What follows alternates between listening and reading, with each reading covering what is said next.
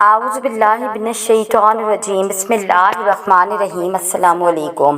آج کا ہمارا ٹاپک ہے مائیں اتنی معصوم کیوں ہوتی ہیں۔ اللہ تعالیٰ نے ماؤں کو کتنا خوبصورت بنایا، اللہ تعالیٰ کے یہاں ماؤں کو کتنا خوبصورت تخلیق کیا گیا ہے۔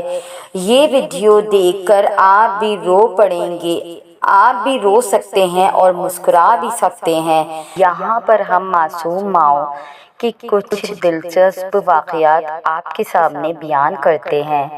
دین کے اس خوبصورت سفر میں آپ کا ساتھ ہمارے لیے باعث رحمت ہے۔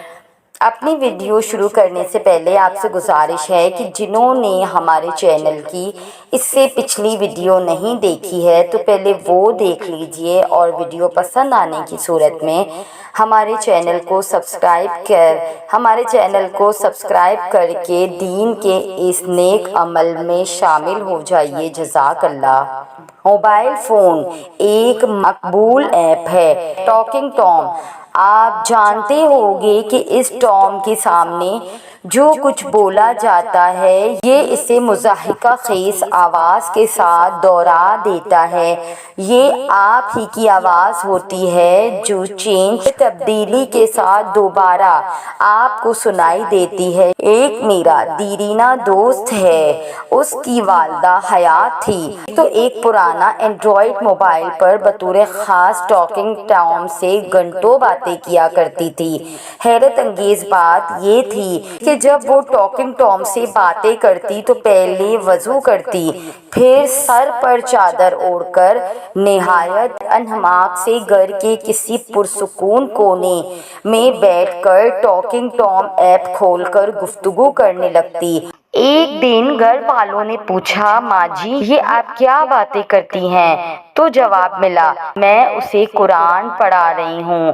تو میری دوست کہنے لگی کہ اس کی والدہ بڑی خوش تھی کہ ٹاکنگ ٹام نامی یہ بچہ بڑی محنت اور محبت سے قرآن کی آیت سیکھ رہا ہے اور جیسے میں سکھاتی ہوں ویسے ہی آگے بڑھتا ہے۔ ایک دوست بتاتے ہیں کہ کئی برس پہلے میں لاہور کے ایک ٹی وی چینل سے بطور اسکرپٹ ایڈیٹر وابستہ تھا۔ ملتان سے ماں جی بےتابی سے پوچھا کرتی تھی کہ کب آؤ گے؟ میری مصروفیت کچھ ایسی تھی کہ ایک سال سے پہلے چکر لگانا ناممکن ہوتا تھا، لہٰذا میں رمضان کے آخری دنوں میں ہر حال میں ملتان پہنچ جایا کرتا تھا تاکہ عید والدین کے ساتھ کر سکوں۔ ایک دفعہ چینل کی تنخواہ کچھ لیٹ ہو گئی، 25واں روزہ تھا۔ ماں جی کے فون پر فون آ رہے تھے کہ تم کیوں نہیں آ رہے؟ میں پہلے تو بہانے بناتا رہا، لیکن جب 28واں روزہ آ گیا اور تنخواہ نہ ملی تو مجبوراً مجھے بتانا پڑا کہ ابھی مجھے پیسے نہیں ملے ہیں۔ ماں جی کی آواز میں پریشانی امڑ آئی، فوراً بولی، میں تمہارے ابو کو لاہور بھیجتی ہوں تاکہ وہ جا کر پوچھے کہ آخر میرے بچے کے پیسے کیوں نہیں دے رہے۔ 20 سال پہلے مجھے ایک اخباری فیچر کی تیاری کے سلسلے میں جیل جانے کا اتفاق ہوا۔ فیچر کا موضوع تھا کہ سزائے موت کے قیدی کیا محسوس کرتے ہیں۔ تو جیل میں میری ملاقات ایک ایسے قیدی سے ہوئی جسے فخر تھا کہ اس نے اپنے دشمنوں کو سوتے ہوئے موت کے گھاٹ اتار دیا۔ یہ قیدی ایک 25 سال کا نوجوان لڑکا تھا جسے سزائے موت سنائی جا چکی تھی اور سپریم کورٹ سے بھی اس کی اپیل رد ہو گئی تھی۔ میں نے جیل انتظامیہ سے اس کے گھر کا ایڈریس لیا اور اس کی ماں سے ملا۔ جب اسے پتہ چلا کہ میں صحافی ہوں اور اس کے بیٹے سے مل کر آ رہا ہوں تو ایک دم رونے لگی اور ہاتھ جوڑ کر بولی، میرے بچے کی چھوٹی سی غلطی کی اتنی بڑی سزا نہیں ملنی چاہیے۔ میں نے بے بسی سے کہا کہ ماں جی آپ کے بیٹے نے 2 قتل کیے ہیں اور اعتراف بھی کر چکا ہے۔ ماں بھرائی ہوئی آواز میں بولی، بیٹا وہ تو ناسمجھ ہے، میں جب کہہ رہی ہوں کہ وہ آئندہ ایسا نہیں کرے گا تو پھر یہ لوگ اسے چھوڑ کیوں نہیں دیتے؟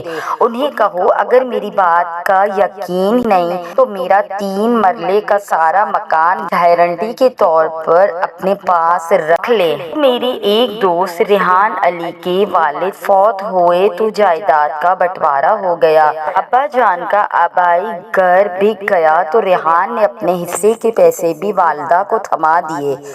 اس کی امی نے زندگی میں کبھی 2000 سے زائد کی رقم نہیں دیکھی، سو پریشان ہو گئی اور پوچھا کہ یہ کتنے پیسے ہیں؟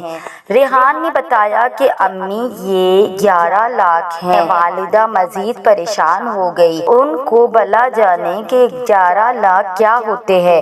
نہایت رازدارانہ انداز میں بولی، پیسے بہت زیادہ لگتے ہیں، کئی گھر میں ڈاکہ ہی نہ پڑ جائے۔ ایسا کرو 5000 بینک میں رکھوا دو، باقی بے شک یہیں پڑے رہنے دو۔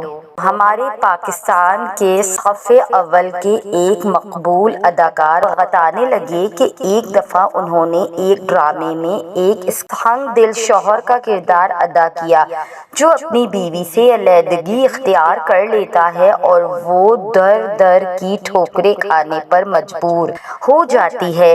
ڈرامے کی 20 اقساط آن ایئر جا چکی تھی۔ اسی دوران انہیں اپنے ایک دوست کے گھر کھانے پر جانے کا اتفاق ہوا۔ جو ہی دوست کی والدہ نے اداکار کو دیکھا، اسے نہایت پیار سے ہاتھ پکڑ کر تخت پوش پر بٹھایا اور سمجھانے لگی کہ بیٹا تمہاری بیوی بہت مشکل میں ہے، نہ اس کے پاس کوئی رہنے کو ٹھکانہ ہے، بچے بھی رول رہے ہیں، خدا کے لیے جاؤ اور اسے واپس لے آؤ۔ مجھے پتا ہے وہ اس وقت کہاں ہے، تم کہو تو بتا دوں۔ اب یہاں ایک اور معصوم ماں کی چھوٹی سی بات سنتے جائیے۔ کچھ عرصہ پہلے ایڈی ہوم میں ایک 75 سال کی ماجی سے ملاقات ہوئی۔ بہت خوش نظر آ رہی تھی۔ حیرت سے پوچھا کہ آپ کی اولاد آپ کو یہاں چھوڑ گئی ہیں اور آپ اتنی خوش ہیں؟ وہ چہک کر بولی، اے کملیا، میرے بچوں نے تو مجھے اپنا سب کچھ نچھاور کر دیا۔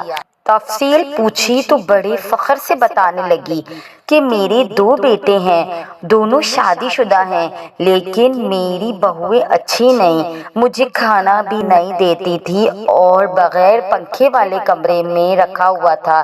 اصل میں وہ ہر وقت میرے مکان پر قبضے کے خواب دیکھتی رہتی تھی۔ پھر میرے بیٹے نے مجھے کہا کہ ماں جی، یہ چھوٹا سا گھر ہے، اسے بیچ دیتے ہیں اور ہم اپنے پیسے بھی ملا کر آپ کے لیے ایک بڑا سا گھر لے لیتے ہیں جہاں ہماری بیویوں کو آنے کی اجازت ہی نہ ہوگی۔